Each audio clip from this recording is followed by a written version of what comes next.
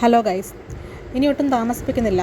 അപ്പോൾ കാണിക്കുന്ന കള്ളത്തരങ്ങൾക്ക് അപ്പോഴപ്പോഴും മറുപടി കൊടുത്തിരിക്കും. ഇപ്പം അവർ വന്നേക്കാണ്, വ്യാജ യൂട്യൂബർ ഒരു സ്ക്രീൻഷോട്ടും കൊണ്ട് വന്നേക്കാണ്. അതിൽ പറയുന്നത് അത് 3, 4, 5 മിനിറ്റ് കൊണ്ട് അന്ന് ഞാൻ എഴുന്നേറ്റു, അന്ന് ആ എഴുന്നേറ്റത് അങ്ങനെ തന്നെയാണ്, ചിലവർക്ക് അങ്ങനെയാണ്.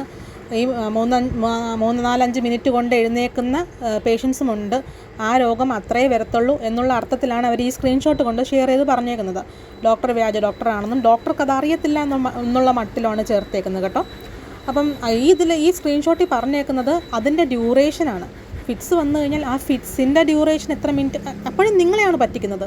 അവരുടെ കാണികളായ നിങ്ങളെയാണ് അവർ ഈ പറ്റിക്കാൻ ശ്രമിക്കുന്നത്. അപ്പോൾ ഇത് വായിച്ച് മനസ്സിലാക്കാൻ പറ്റാത്ത ഒരാൾക്ക് ആ സമയം കാര്യങ്ങളൊക്കെ കണ്ടിട്ടും ഇവർ പറയുന്ന ഡയലോഗ് കണ്ടിട്ടും ഇതാണ് ശരിയെന്ന് വിചാരിക്കും. പക്ഷേ ഇതിൻ്റെ അകത്ത് പറഞ്ഞേക്കുന്ന കാര്യം എന്താണെന്ന് വെച്ചാൽ അതിൻ്റെ ഡ്യൂറേഷൻ, ആ ഫിറ്റ്സിൻ്റെ അല്ലെങ്കിൽ ആ രോഗത്തിൻ്റെ അവരെന്താണ് ഉദ്ദേശിക്കുന്നത് അതിൻ്റെ ഡ്യൂറേഷനാണ് 3 തൊട്ട് 5 മിനിറ്റ് വരെ. പക്ഷേ ആ പേഷ്യൻ്റ് റിലാക്സ് ആവാൻ എത്ര നേരമാണ് വേണ്ടതെന്നാണ് നമ്മുടെ ക്വസ്റ്റ്യൻ. ഇതുപോലെ തന്നെയാണ് ഇവർ കാണികളെ ഓരോ പ്രാവശ്യവും പറ്റിച്ചുകൊണ്ടിരിക്കുന്നത്. സോ ഇവിടെ കാണിച്ചേക്കുന്നത് എന്താണെന്ന് വെച്ചാൽ 3 തൊട്ട് 5 മിനിറ്റ് വരെ ആയിരിക്കും ഈ രോഗം നീണ്ടു നിൽക്കുന്നത്. അതല്ല അരമണിക്കൂർ 3/4 മണിക്കൂറൊന്നും ഇങ്ങനെ കിടക്കത്തില്ല. 3 തൊട്ട് 5 മിനിറ്റ് വരെ ഈ രോഗം നീണ്ടു നിൽക്കും. പക്ഷേ പേഷ്യൻ്റ് റിലാക്സ് ചെയ്യാൻ എത്ര നേരം വേണം എന്നാണ് നമ്മുടെ ക്വസ്റ്റ്യൻ. ആ ക്വസ്റ്റ്യൻ ഇവിടെ ചോദിച്ചിട്ടില്ല, അതിൻ്റെ ആൻസറും ഇതിനകത്ത് വന്നിട്ടില്ല. ഓക്കെ, നമുക്ക് ചെക്ക് ചെയ്യാമല്ലോ. ഇതാണ് യഥാർത്ഥത്തിൽ നമ്മൾ ചോദിക്കുന്ന ക്വസ്റ്റ്യൻ. ഇവിടെ ഈ പോസ്റ്റ് എപ്പിസോഡ് റിക്കവറി എന്ന് പറഞ്ഞു കഴിഞ്ഞാൽ പോസ്റ്റ് എന്നിവിടെ ഉദ്ദേശിക്കുന്ന ആ രോഗം വന്നു കഴിഞ്ഞ് ഉള്ള സമയം, നോർമൽ ആവാൻ വേണ്ട സമയം എത്രയാണെന്നുള്ളതാണ് ഇവിടെ ഉദ്ദേശിക്കുന്നത്. ഇതാണ് കറക്റ്റായിട്ടുള്ള ചോദ്യം.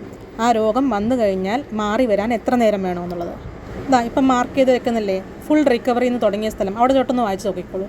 Full recovery can take much longer എന്ന് വെച്ചാൽ കൃത്യമായിട്ട് എഴുതി വെച്ചിട്ടുണ്ട്. 3 മുതൽ 5 മിനിറ്റ് വരെ ഇത് നീണ്ടു നിൽക്കുമെങ്കിലും പേഷ്യൻ്റ് റിലാക്സ് ആയിട്ട് ഒന്ന് എഴുന്നേറ്റ് വരാനായിട്ട് ഒരുപാട് സമയം പിടിക്കും. 3 തൊട്ട് 5 മിനിറ്റിനകം ഒക്കൂല.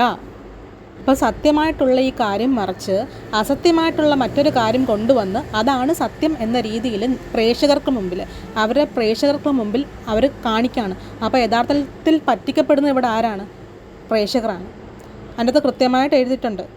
ഇങ്ങനെ കള്ളത്തരം കാണിച്ച് അതിൽ പിടിച്ചു നിൽക്കാൻ വേണ്ടിയാണ് ഇവർ ചോദ്യം ചോദിക്കുന്ന പലരെയും തെറി വിളിക്കുന്നത്. Once the active episode stops it is very common for the person to experience extreme exhaustion, confusion, muscle soreness. ഞരമ്പുകളൊക്കെ വലിഞ്ഞ് മുറുകുവാണ് അവിടെ. അതൊന്ന് റിലാക്സായി വരാൻ തന്നെ ഒരുപാട് സമയം വേണ്ടി വരും.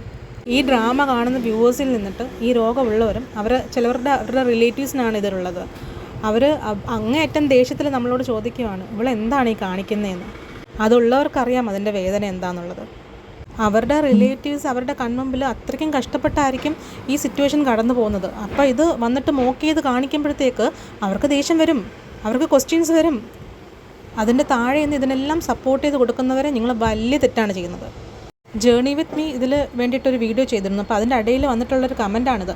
ഞാൻ വർഷങ്ങളായിട്ട് കാർഡിയാക് ഐസിയുയിലും മെഡിക്കൽ ഐസിയുയിലും ജോലി ചെയ്യുന്നുണ്ട്. ഇത്തരത്തിലൊരു ഫിറ്റ്സ് ഞാൻ കണ്ടിട്ടില്ല. ഒത്തിരി പേഷ്യൻസിനെ നോക്കിയിട്ടുണ്ട്. ഇത് പഠന വിധേയമാക്കണം എന്നാണ് എൻ്റെ അഭിപ്രായം എന്നുള്ളത്. ഈ വായൊക്കെ കോണിക്കഴിഞ്ഞാൽ നാക്കെടുത്ത് സംസാരിക്കാൻ പറ്റില്ല അടുത്ത കുറേ മണിക്കൂറത്തേക്ക്. പക്ഷെ അവിടെ ചടപടയെന്ന് തെറി വരുമല്ലായിരുന്നോ? അപ്പോൾ എല്ലാവരും ഒന്ന് ഇരുത്തി ഒന്ന് ചിന്തിക്കുക.